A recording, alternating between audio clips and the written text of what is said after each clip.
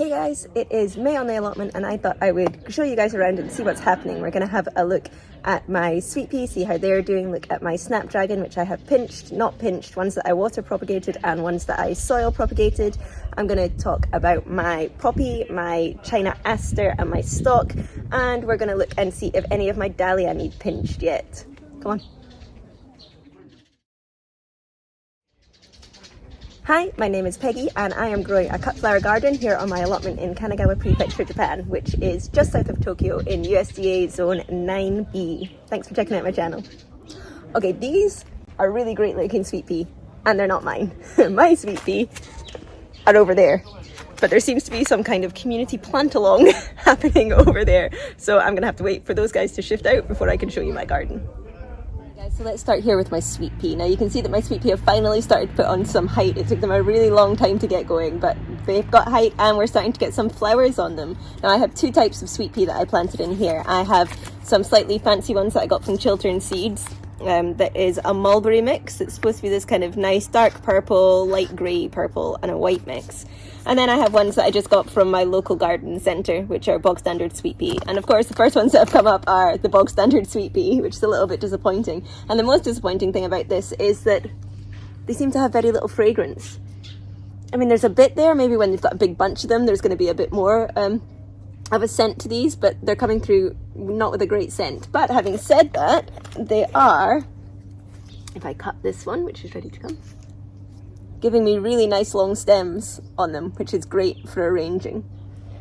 So I'm starting to get some, so I'm just going to cut now with sweet pea. As soon as if you're not cutting them regularly and you let them go to seed, they'll stop producing flowers. So you want to, once they start flowering, you really want to be down every couple of days, making sure that you're taking the flowers off. Even if you're not using them, just deadhead them. Or you'll make the plant go dormant. It'll start to produce seed instead. But they're getting there. They've taken their time. Next year I will do them autumn sown directly into the ground here, which is what all the other allotments have done, and theirs are massive. And hope that gives me a bit of an earlier jump on these, because I did expect to be getting these earlier, but I'm getting them now, so I'm happy. Next, guys, my Daucus Dara. I'm really upset about this one.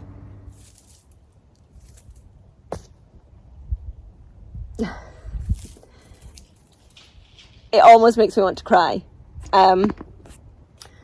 Okay, so this is my Daucus Dara. Daucus Dara is biannual, which means it has a 2-year cycle. So the first year you put the seed in, it puts up leaves and puts down roots, and then the second year it will put up flowers for you. So this has been in the ground since last year, and it was starting to put up flower, and it was looking really, really, really good.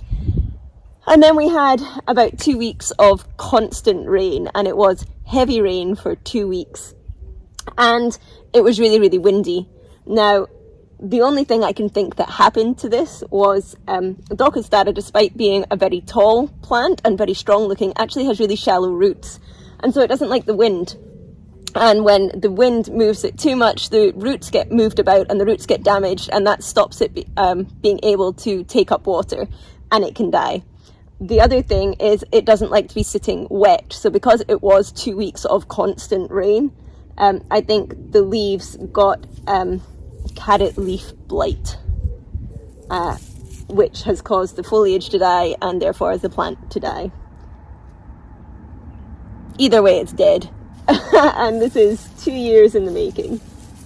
So I'm really upset about this. Now, I do have some more of this started to go in the ground this year to flower next year. So I now know that I need to maybe give this a little bit of wind protection. There's not much I can do about the rain though.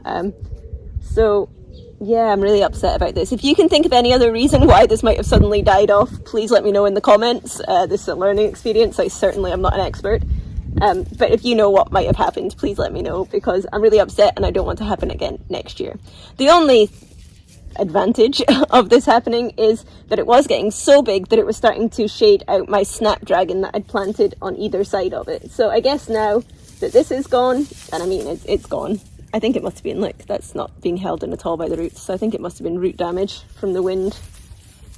Now that this is gone, my snapdragon aren't in shade, and hopefully they will do a lot better. So let's look at the snapdragon. Okay, so if you've been following along with the channel, you'll know that I am doing a bit of an experiment with my snapdragon. So here I have 3 types of snapdragon, and for each one I have some that I pinched, some that I didn't pinch, and then with the bits that I pinched, I water propagated some and I soil propagated some to try and see if there was any difference to when they flowered, how many flowers I got, the strength of the flower, all that kind of jazz. So let's have a check-in. There's a clear winner on which one is doing best, and that's up here.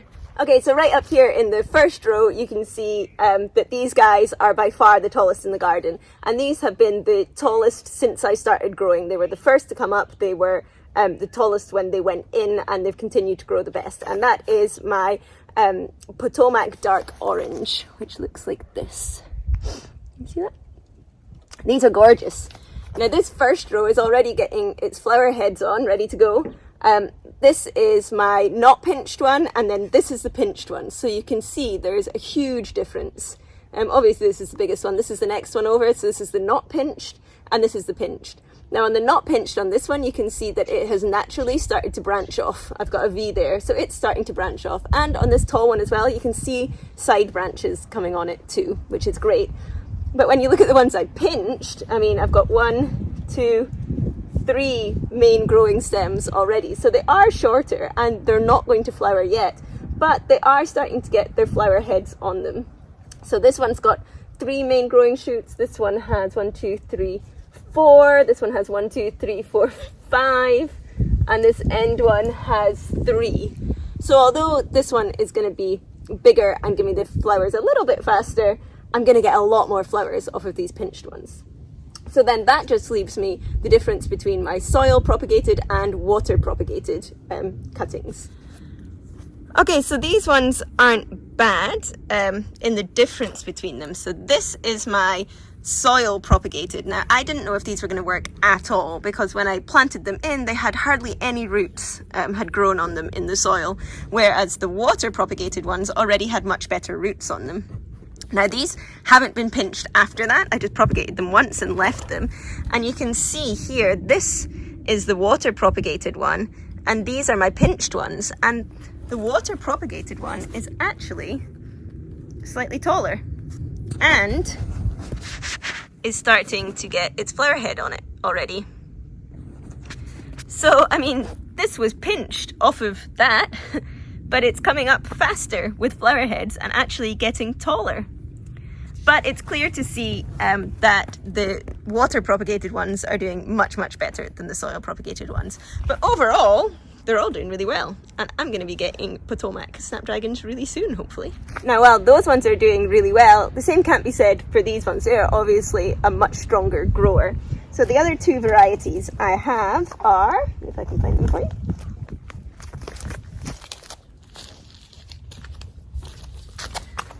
This one is Monarch Mix, which is this. So this is a really kind of fancy snapdragon in beautiful colours.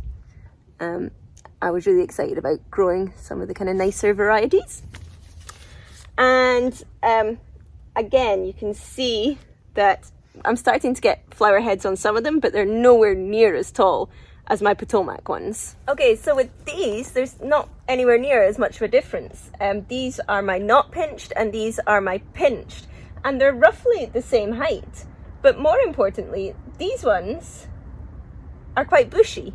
They're much bushier than the not pinched Potomac ones. Now I did kind of plant some of these around in little groups, but they look a lot bushier. They are also starting to get a flower on them, but these stems are much, much shorter, and honestly I don't know if I'll be able to use them unless they put up a lot of height really quickly. But they are about the same height as the pinched ones, which are also starting to go to flower here, but these are really, really small. Now these were in the shade of my Daucus, so maybe now that that's gone, they'll start to put on some height. Then next to them we have the soil propagated and the water propagated, and you can see again the difference is pretty pronounced. The soil propagated ones are much shorter, although this one's putting out a cute little pink flower already. But these are much shorter, and you can see that this is already got quite a decent flower head on them. It has to have all of these, whereas this one has one little flower on, but none of the others do. So again, water propagation seems to be the way forward. But with these, the difference between pinched and not pinched doesn't seem to be very much. And that leads us to our last one, which is Madam Butterfly. Okay, so this is Madam Butterfly, and it is definitely the fanciest out of all of them. And I didn't have as much of this as I would have liked. So this is a not pinched one, and you can see it's got such a big flower head on it. It's ready to go. It's starting to get some side branches on it as well, but they are still very, very small. The pinched ones don't look to be too far behind though, although again they are much bushier. And then these are the soil propagated and these are the water propagated, and you can see there's a massive difference between the two. But again, these are going a lot slower than the Potomac ones. These aren't putting out flowers at all yet.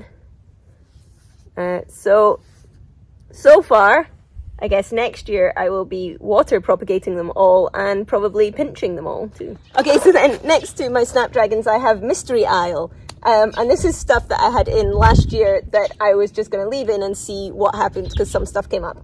Now this is my bunny tails and I absolutely love it. Oh, I can't stop touching it. It's so soft, and it's not just the fluffy ends are soft, the leaves and the stems, everything on these is beautiful and soft. And I'm really, really loving it, and I have been picking it already, and I'm really looking forward to drying some of it as well. The only thing is, although I'm getting kind of long bits at the side here, if I kind of dig under and cut, they're really short in the middle. Now I don't know if this is going to change as the season goes on and they are going to get bigger and taller and grow more and be more usable, or if I've actually planted the wrong thing. I know that you do get dwarf bunny tails, and I've got a feeling that what I actually wanted to plant was hare's tail, which is more for cut flower use because it comes on a much longer stem. Either way, I really like this. I'm going to have it for cutting, for drying, and just hope that it gets a bit taller throughout the season. But this is also a perennial, so this will come back next year as well, and I am okay with that because I really love it. As for the other ones, yeah, that's still a mystery. Don't know. But also in this aisle, this lane is where I planted my zinnia and my cosmos just a couple of weeks ago. And you can see here, the zinnia has started to come up already. And I have quite a lot. I think all of the ones I planted have come up. There's another little bit there. Now I did have to plant these ones in between mystery plants. But the ones that I planted elsewhere are doing really well as well. There's one missing here, but this has come up, and this has come up, and this has come up. I think that's just starting to come up here. One there. I've got one here, so these ones don't seem to have done so well, so I'll need to replant those. But then my cosmos is doing really well. Down here you can see where it's starting to come up really, really well and really, really strong, so that's good. Now there were a few missing there as well, so these two didn't grow, and I was missing one from here, and I think I was missing a couple down that end as well, and I have reseeded those, so hopefully they'll start growing pretty soon too. Last year I really crowded my cosmos too much. I tried to put 3 in a row, so this year I have cut it down to just 2 per row, and I'm hoping that that'll give me much stronger, healthier plants. My cornflower is doing great, and it's been blooming for a week, and I love this. This is black ball cornflower, and it is so beautiful. I love the colour of it, and it's doing so well in the vase. It's got such a long vase life. And I had some beautiful dark tulips that were exactly the same colour as it, and they looked great. Then at the top of my next row is where I have my poppy growing. Now these were poppy that I put in last year, but I put them in too late and they did nothing, but they leafed up and they stayed leafed up, so I just left them over the winter, and they have come back, and I'm really happy about that because I wanted to see how they did. But I don't like them. These are California poppy, and they were the jelly bean variety. And it's not that I hate them. I'm really liking the foliage. I'm liking having flowers right now because this is kind of a gap. My ranunculus, my tulips, my freesia, they have all finished. My anemones, they've all gone. And the other things, you know, you can see they're not coming up yet. So I'm kind of got a lull right now, and the poppy are filling it. And I really like the foliage as well. It really fills out a vase nicely. But honestly, I keep coming down to the garden and picking them and then taking them home and just not using them. Now, poppy don't have a great vase life. You have to sear the ends of them either with an open flame or put them in really hot water to try and get them to last a bit longer in the vase. And I just really can't be bothered with it, really, because they still fall apart after a few days. Now, they're doing better than I thought they would in the vase, to be honest.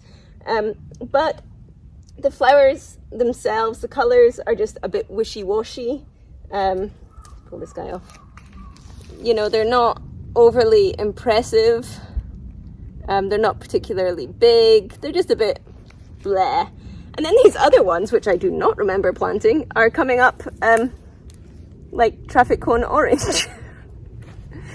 I don't remember planting them. And they're a bit bigger and getting a bit fluffier, but still not really my bag.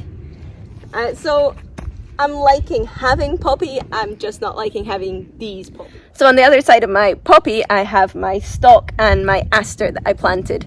My autumn sown stalk, I only had 8 of them, and I have cut all but 2 that have gone already. And my spring sown stalk, try saying that with braces in, is not doing very much. I mean, it's in and it is getting height on it, it's just being very, very, very slow. So I'm hoping that that's going to pick up a bit. Now you can see I have put some shade cloth on that because stalk doesn't like being hot, and I'm hoping that this will help keep it a little bit cooler so it gets a bit more height on before it goes to flower. But I am thinking that next year I will do all of my stock as autumn sown, and then maybe do a second spring sown one, just to get a few more at the end of the season, spring season. But this is taking a really, really long time, and I would like to be having stock to cut now to go with my snapdragon and things like that. No, my sweet pea and things like that. My aster is much the same. It's not doing nothing, but it's not doing much. I put this in when it was still quite small because my garden is really bad for growing and it just wasn't liking it there at all. So I wanted to get it in the allotment where it's much sunnier as fast as I could. And it's not dying, it is getting bigger, it's just taking its time. Now I did direct sow some aster, and it's a bit of a mixed bag there. I can see some tiny ones coming through, but they're taking a long time and it's very, very patchy. Interesting though, in this patch we have a new mystery flower. So I have started to get this come through, and I've got 2 here and 1 over there, and possibly another one over there. And having looked at my plant from last year, I think this is verbascum, which didn't do much for me last year because I put it in the wrong place and it was shaded out by sunflower. But it is a perennial, so it's possibly just stayed all under there all winter and is now going to come up, and it's a beautiful spike flower, and I'll be really happy if that's what that turns out to be. And conveniently it's growing in between the rows of aster, so it shouldn't get in the way either. So I'm going to leave that in and see what happens to that. Also this, I don't know if this is just an aster that has done really well, I've got a couple of them, or if this is something else as well, but again I'll leave it and see. Now the aster that I put in here were all for some reason quite similar. So I had this Tower Chamois, I had this which looks exactly the same, which is a Duchess Apricot. I had this which is the same colour but slightly different leaf shape, petal shape, which is a king size apricot. And then I had planted some of my plain aster, and this was the apple blossom, king size apple blossom, but this was old seed. This was seed from last year. None of it germinated at home, and it looks like none of the stuff that I've planted here has germinated either. So because the stuff that I direct seeded isn't doing very well and the apple blossom stuff just didn't do anything, it means I've got a bit of a gap. So last week I found this down at my local shop, which again is just a plain aster, not a China aster, so I think they're slightly smaller. Oh no, this one is a China aster as well, sorry. China aster, and it's a lovely lavender colour.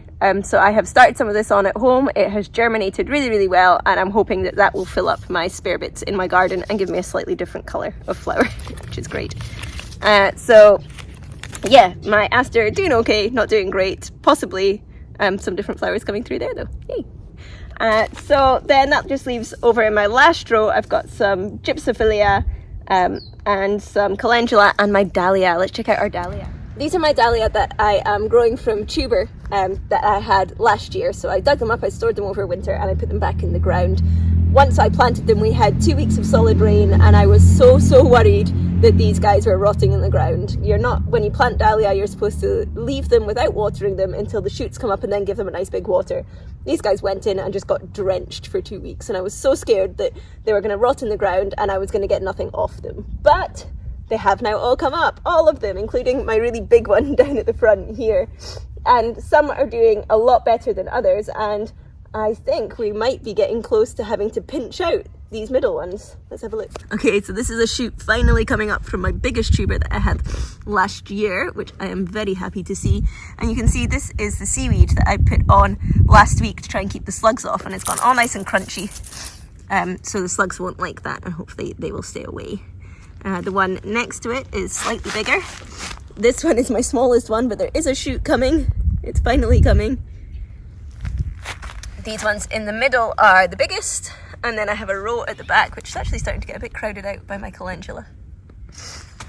But these ones are really close to needing pinched. Now, you pinch dahlia much for the same reason as you do with the snapdragon experiment that you saw over there, just to get more growing main stems and thus more flowers. And you do it when you've got about 4 leaves on your dahlia. So let's count this guy. How many we got? Down here we've got 1, 2, 3. Oh, this bushy bit's going to be his 4th. 1, 2. Yeah, he's only on 3 as well. This one looks short too. 1, 2, 3, and this head bit is going to be his 4th. So you know what? I'm going to leave them, but probably only for another week. And when they get slightly bigger, I will pinch them out. This guy is doing really well. Now, I didn't divide my tuber last year because I didn't get great flowers off of them because I put them in too late and they didn't like the weather conditions that were here.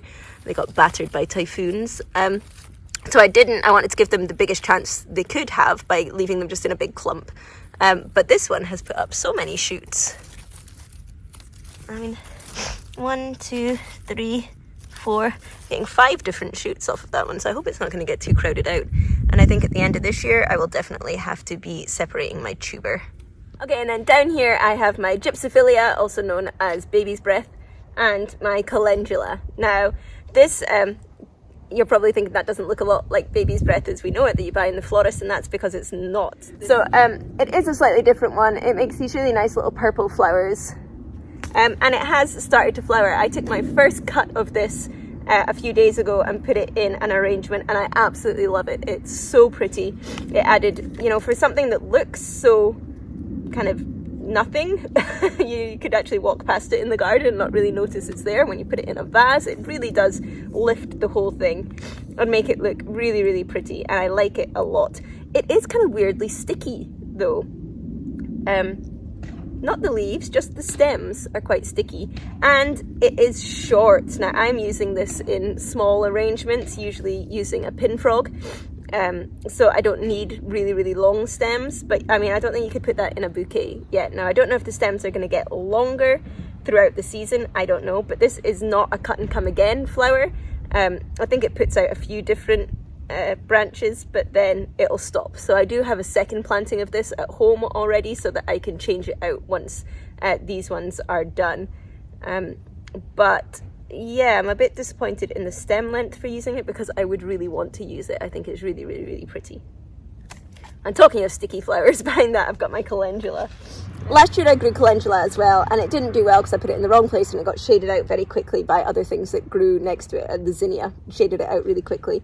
But the few that did grow I didn't like because it was so sticky, and I've since learned that people actually grow it for that stickiness. It's a medicinal thing.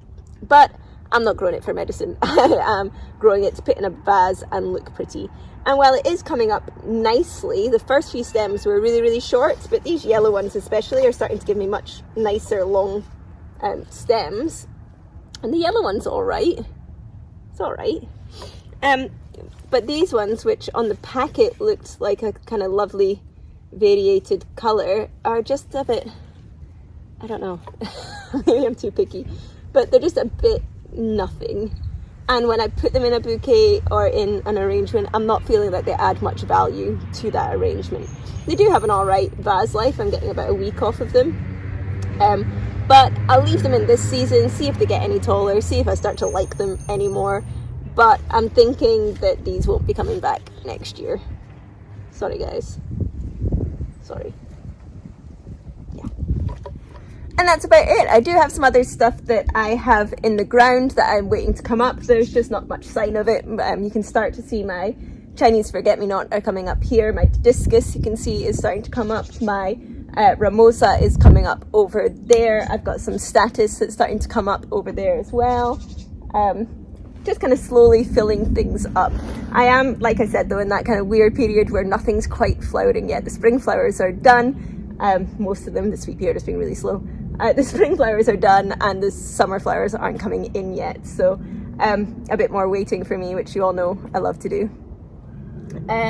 But if you want to follow along and see what this turns into, then remember to hit the subscribe button. If you got any value from this or you like what you're seeing, then please give me a thumbs up. It really helps to promote the videos.